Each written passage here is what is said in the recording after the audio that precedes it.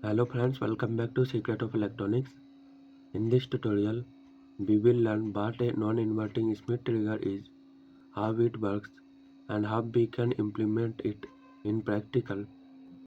A non-inverting Schmitt trigger is a comparator circuit usually built using an op-amp that converts a slow or noisy analog input into a clean digital output. In this configuration, the input signal is applied to the non-inverting terminal while positive feedback is used to create hysteresis. Hysteresis is the difference between the upper and lower threshold levels at which a circuit changes its output state. In comparator and Schmitt trigger circuits, hysteresis is created using positive feedback. It ensures that once the output switches, small input noise or fluctuations do not cause repeated or false switching, providing stable and noise-free operation in electronic circuits. Because of hysteresis, the circuit has two different threshold voltages, an upper threshold and a lower threshold.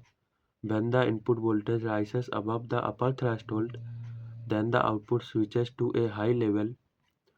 When the input voltage falls below the lower threshold, the output switches to a low level.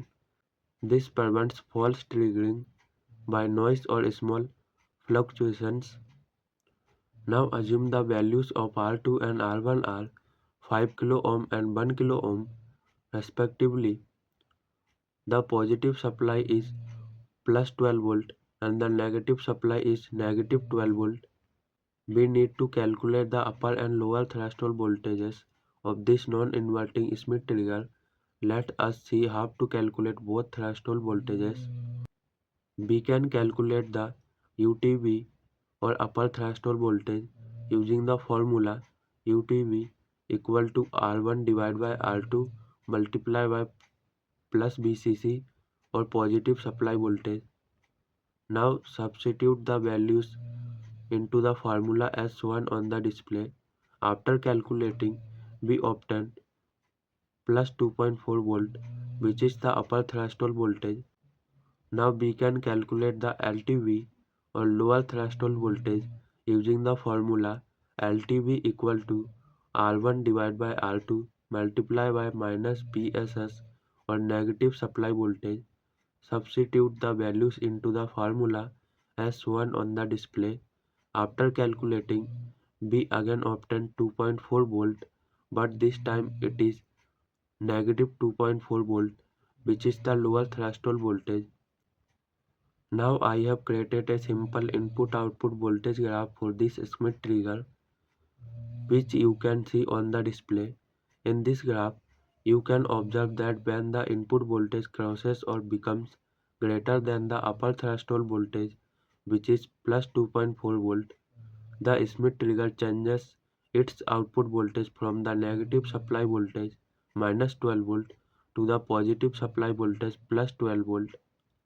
It continues to provide a positive output voltage until the input voltage falls below the lower threshold voltage. When the input voltage crosses below the lower threshold voltage, which is negative 2.4 volt, the Schmitt trigger changes its output voltage from the positive supply voltage plus 12 volt to the negative supply voltage minus 12 volt. The output remains at the negative voltage until the input voltage again exceeds the upper threshold voltage. In this circuit, I have designed a non-inverting Schmitt trigger using the LM741 op-amp IC with the same resistor values that were used in the earlier calculation example. The op-amp is powered using a dual supply of plus 12 volt and minus 12 volt, which allows the output to swing between these two voltage levels. The input signal is applied to the non-inverting terminal of the op-amp through resistor R1. The inverting terminal is directly connected to ground, which acts as the reference voltage for comparison. Resistor R2 is connected between the output and the non-inverting terminal, providing positive feedback. This positive feedback is responsible for creating hysteresis in the circuit. Because of this feedback, the switching threshold depends on the current output state of the op-amp. With the given resistor values, the upper threshold voltage is plus 2.4 volt and the lower threshold voltage is minus 2.4 volt, exactly as calculated earlier. To verify these threshold levels practically, I have created two separate voltage divider circuits. One generates the upper threshold voltage and the other generates the lower threshold voltage.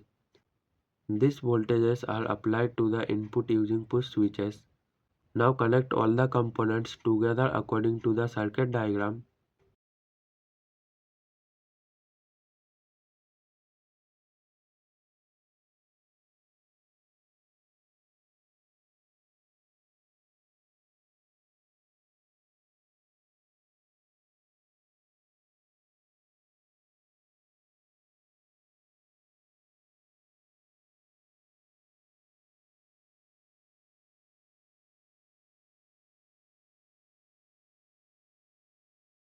Now you can see that I am using my old PC SMPS to provide a dual power supply to the circuit, and I have connected a multimeter to the output of the circuit.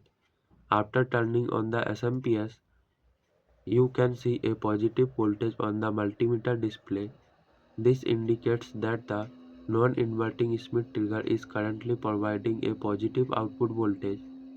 Now I apply the lower threshold voltage at the input by pressing the lower threshold push button.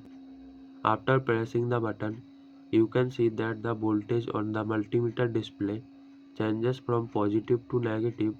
This means the non-inverting Schmitt trigger is now providing a negative output voltage.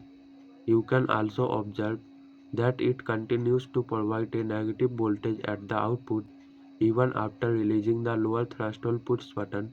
The output will remain negative until the upper threshold voltage is applied. Now I apply upper threshold voltage at the input by pressing the upper threshold push button. After pressing this button, you can see that the voltage on the multimeter display changes from negative to positive. This indicates that the non-inverting Schmitt trigger is now providing a positive output voltage. Even after releasing the upper threshold push button, the output remains positive and will continue to do so until the lower threshold voltage is applied again. If you liked this tutorial, do not forget to subscribe to our YouTube channel to watch more upcoming interesting tutorials. Also, if you want the next tutorial on the inverting Schmitt trigger, let me know in the comment section and I will make it.